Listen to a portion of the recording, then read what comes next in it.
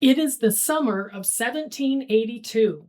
The air inside this abandoned barn near Tarrytown, New York, is thick with the smell of horse sweat, dry hay, and copper. Mostly copper. Because on the floor, tucked into the darkest corner where the candlelight barely reaches, is a soldier.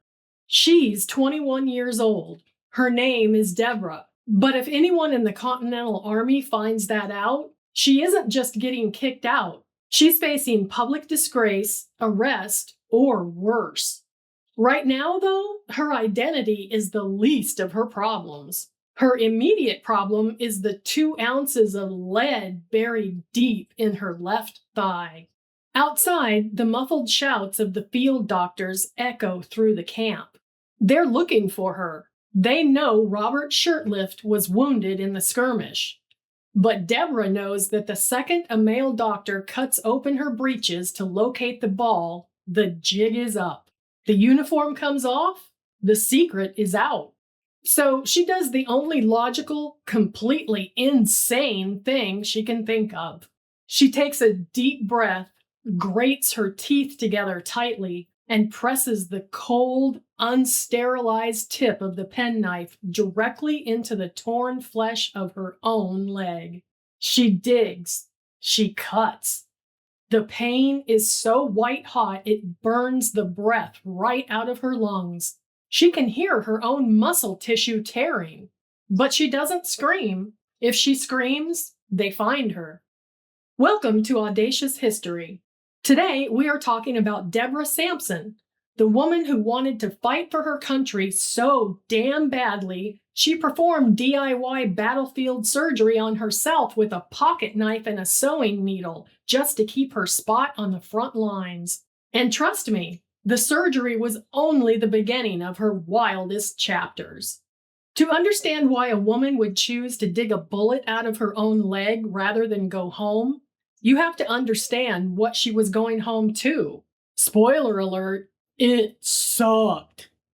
Deborah Sampson was born in 1760 in Plimpton, Massachusetts.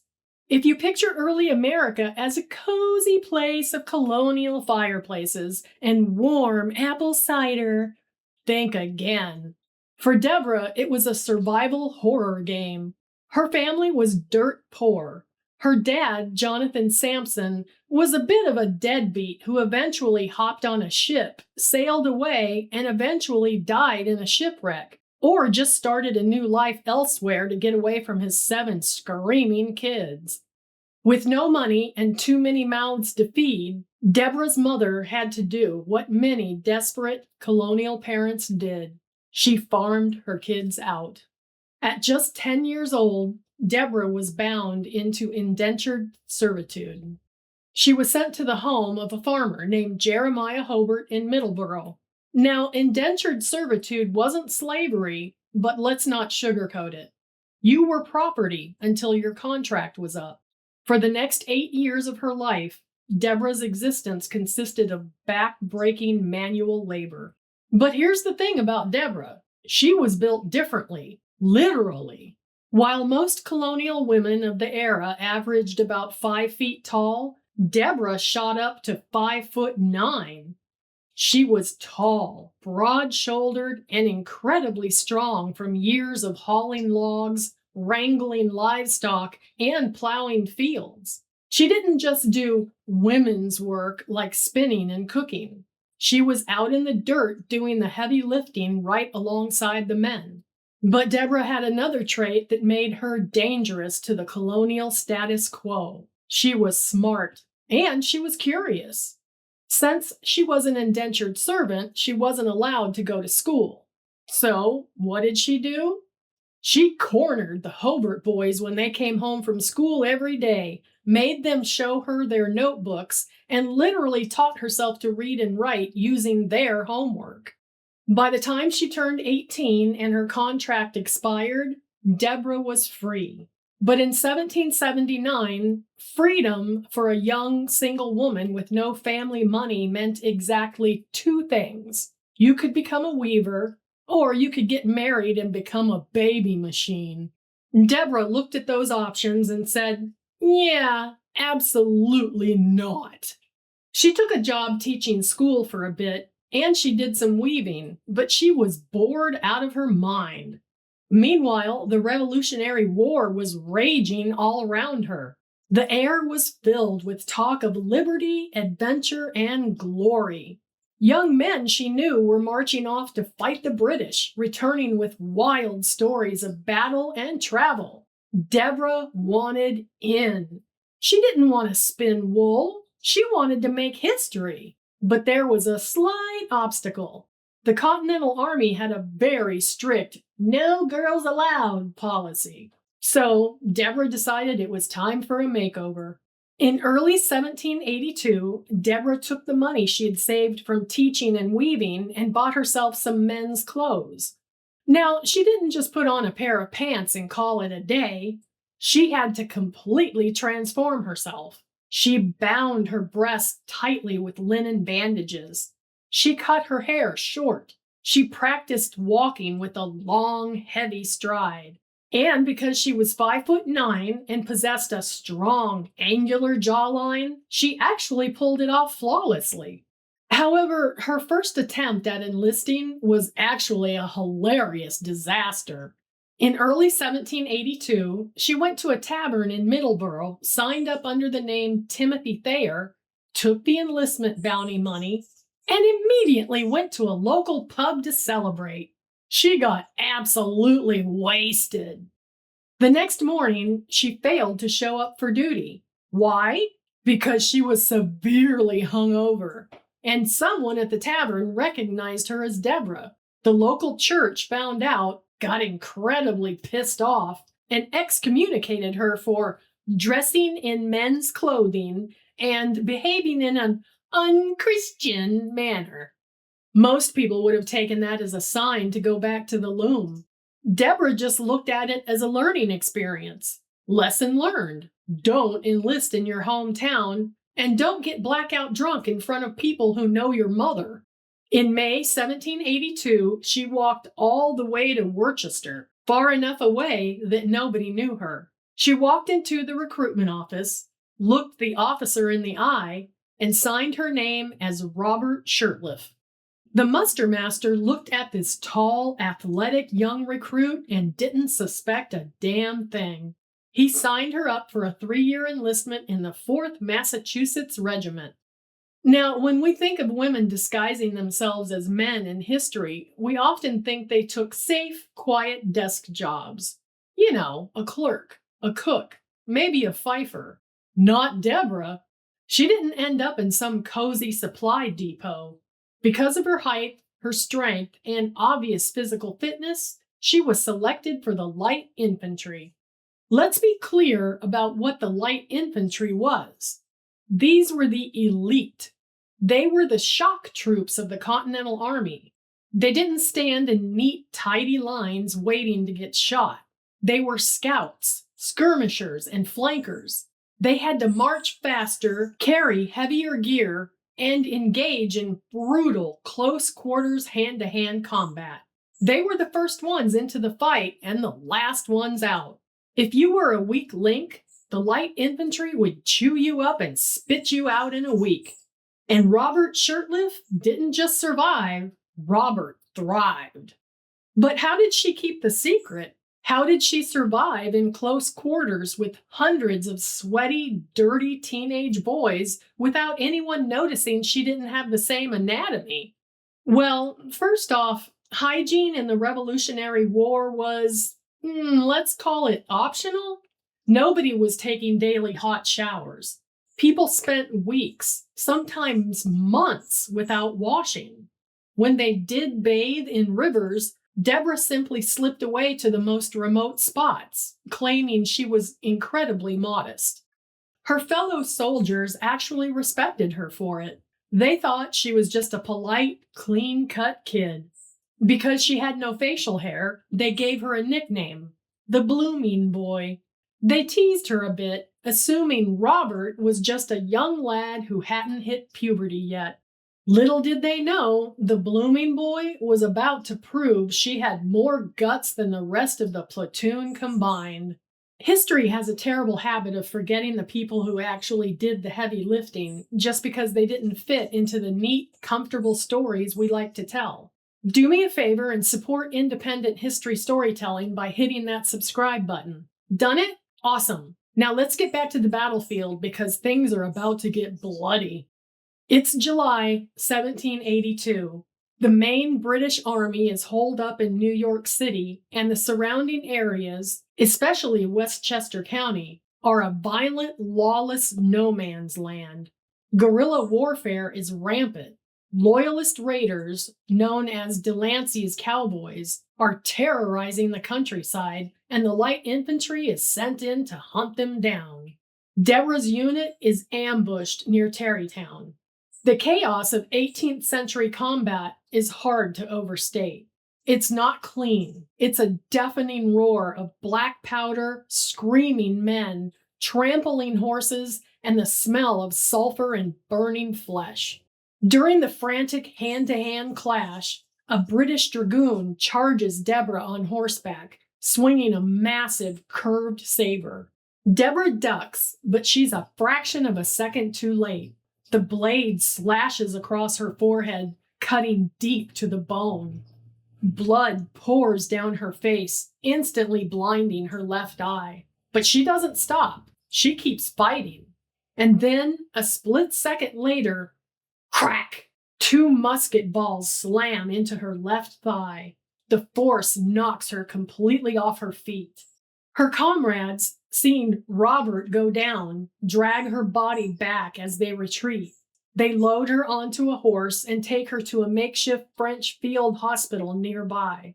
Now, this is the moment most people would give up.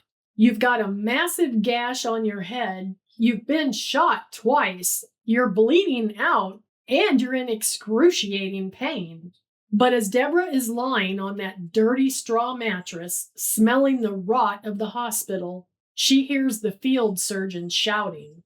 She looks around and sees what happens to the wounded. They are stripped bare. If she gets stripped, the war is over. The adventure is over. The disgrace begins. So, when the doctor finally gets to her, Deborah plays the performance of her life. She grabs the doctor's sleeve. With blood still dripping into her eyes, she begs him to just bandage her head. "Please, doctor," she pants.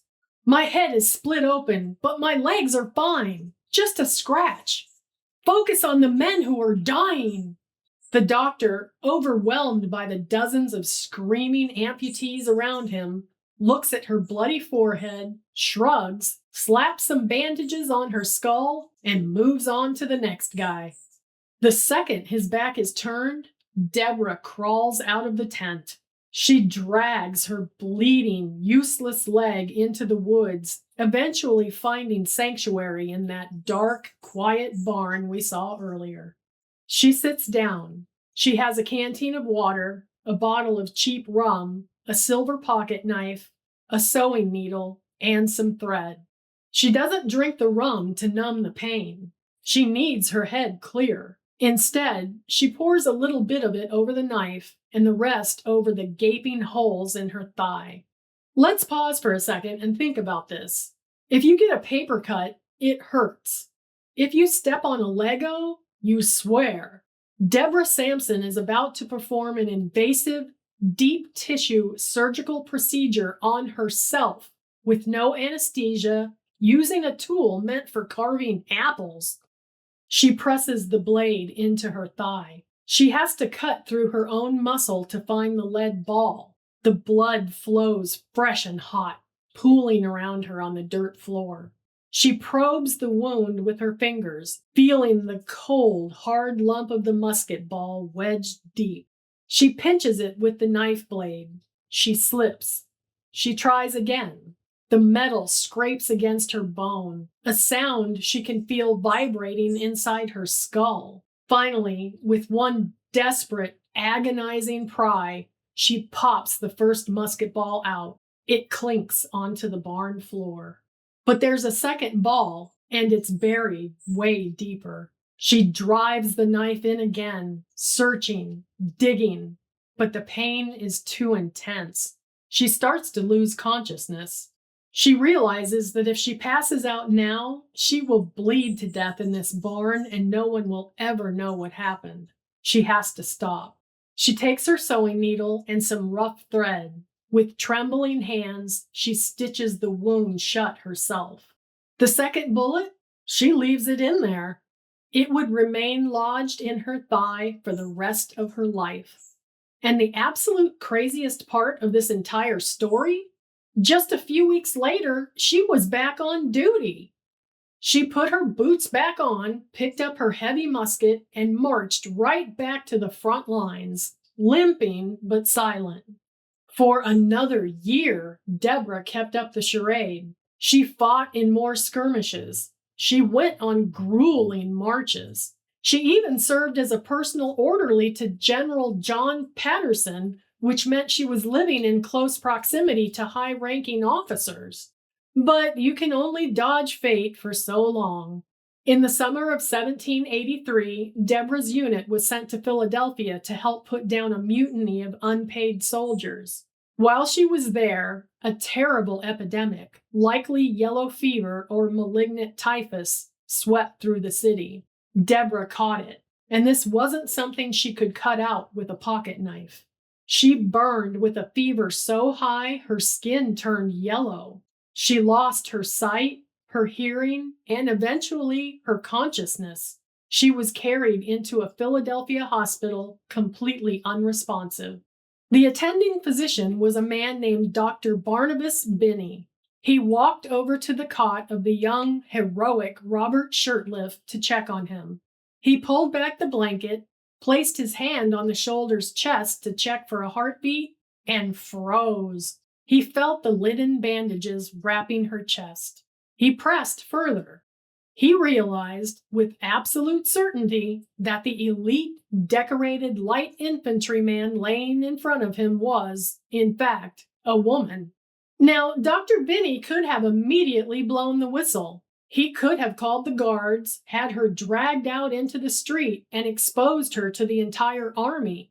But Binney was a good man, and more than that, he was deeply impressed. He knew what the light infantry did. He knew Robert had been wounded and had kept fighting. So he did something incredibly decent. He kept her secret. He had Deborah transferred to a private room in his own home where his wife and daughters could nurse her back to health without any other soldiers seeing her. When Deborah finally woke up, her fever broken, she looked around the clean, quiet room. She saw Dr. Binney standing at the foot of the bed. And this brings us to one of the most dramatic, awkward, and surprisingly tense confrontations in early American history. Deborah immediately realized she was in a real bed wearing a clean nightgown. The bandages on her chest were gone. She looked at Dr. Binney. Dr. Binney looked at her. "Well, Robert," Dr. Binney said, adjusting his spectacles. "Or should I say, young lady?" Deborah's heart sank into her stomach. She later wrote that she felt like she had been sentenced to death. She immediately started frantically apologizing, explaining her poverty, her desire to serve, begging him not to ruin her. But Binney held up a hand. "Calm yourself," he said. "I have no intention of seeing you disgraced. You have served this country with more honor than most men I know. But the war is winding down, and you cannot stay in the army forever." Binney told her he had a plan. He wrote a letter, sealed it, and handed it to Deborah. He told her to carry it to West Point, where her commanding officer, General Henry Knox, was stationed. Deborah knew what was in that letter. It was her exposure. Even though Dr. Binney was being kind, she was terrified of what General Knox, a legendary, larger-than-life military giant, would do when he read it. When she arrived at West Point and walked into Knox's office, her knees were shaking more than they ever had on the battlefield. She handed Knox the letter. He broke the wax seal, opened the parchment, and read it. Deborah stood at absolute attention, sweating through her wool uniform, waiting for the yelling to start. She expected him to call her a fraud.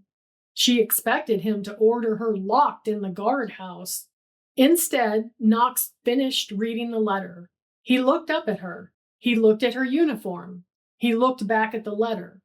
He let out a long, heavy sigh, rubbed his temples, and looked at her with a mixture of utter disbelief and profound respect. "So," Knox said, his voice booming in the quiet room, "you're the soldier who took a saber to the head and kept fighting?" "Yes, General," Deborah squeaked. "And you dug a bullet out of your own leg?" "Yes, General." Knox shook his head. "Good God, soldier. Half the men in this regiment complain about the food, and you're over here performing battlefield surgery on yourself to stay in the fight." Instead of putting her in chains, Knox did something extraordinary. He didn't punish her. He didn't court-martial her. On October 23, 1783, General Henry Knox handed Deborah Sampson an honorable discharge. He praised her service, her conduct, and her bravery. He even gave her enough money to travel back home to Massachusetts. Deborah had won. She had fought in the Revolution, she had kept her honor, and she was going home a free woman. But if you think Deborah was ready to quietly settle down and knit socks for the rest of her life, oh, you don't know Deborah. Most stories of women disguised as soldiers end there. They go home, they marry, they disappear into the dusty pages of history. But Deborah Sampson's post-war life was just as audacious as her time in the trenches. Yes, she went back to Massachusetts. Yes, she married a farmer named Benjamin Gannett. And yes, they had 3 children. But the Gannett farm was deeply in debt, and Deborah was not about to let her family starve. She realized she possessed something incredibly valuable, a story that absolutely nobody else in America could tell. So, in 1802, Deborah decided to do something that literally no American woman had ever done before. She went on a professional public lecture tour. In the early 1800s, the idea of a woman speaking on a public stage to a room full of men and women was considered highly scandalous. Women were supposed to be quiet, demure, and private. Deborah didn't care. She hired a manager, wrote a script, and hit the road. And she didn't just talk. She put on a show. She would walk out onto the stage wearing her full, original blue and buff military uniform. She would recount the bloody battles, the freezing winter camps, and the agonizing pain of the DIY surgery in the barn. And then, for the grand finale, she would perform the Manual of Arms. She would handle a real, heavy military musket, slamming it against her shoulder, presenting arms, and executing complex military drills with the speed, precision, and ferocity of an active-duty light infantry soldier. The crowds went absolutely wild. She sold out theaters in Boston, New York, Philadelphia, and across New England. People had never seen anything like it. She was America's first female superstar. But despite her fame, she still had one major battle left to fight. She wanted her money. Even though she had been honorably discharged, the U.S. government was dragging its feet on paying her military pension. Why? Because the pension laws were written for men. The bureaucracy literally didn't know how to process a female veteran. They told her she wasn't eligible. They told her to go away. But Deborah had friends in high places. Specifically, she had a close friend and neighbor named Paul Revere. Yeah, that Paul Revere, the midnight ride guy. Revere was deeply moved by Deborah's poverty and her incredible bravery. In 1804, he wrote a passionate, glowing letter to Congress on her behalf. Revere wrote, "I have been much gratified to find that she is a woman of handsome talents, good morals, and a dutiful wife. We may find many quite as heroic, but none who have so well preserved their character. He basically told Congress, "This woman fought better than most of you. She dug a bullet out of her own leg, and she is a goddamn American hero. Pay her." And it worked. In 1805, Congress finally relented and placed Deborah on the invalid pension list. She received her back pay and a monthly pension of $4, which was later increased. She became one of the very few women to receive a full military pension for active service in the Revolutionary War.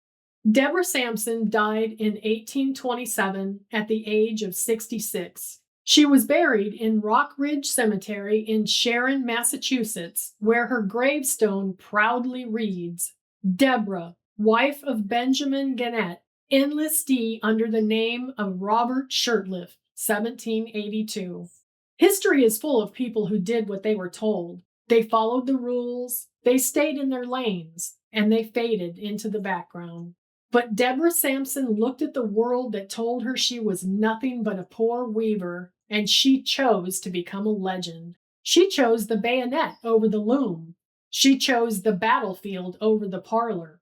And when life handed her 2 musket balls in the leg, she grabbed a pocket knife and made history. Now that is audacious. Thanks for watching Audacious History. What do you think of Deborah's wild story? Would you have the guts to do what she did?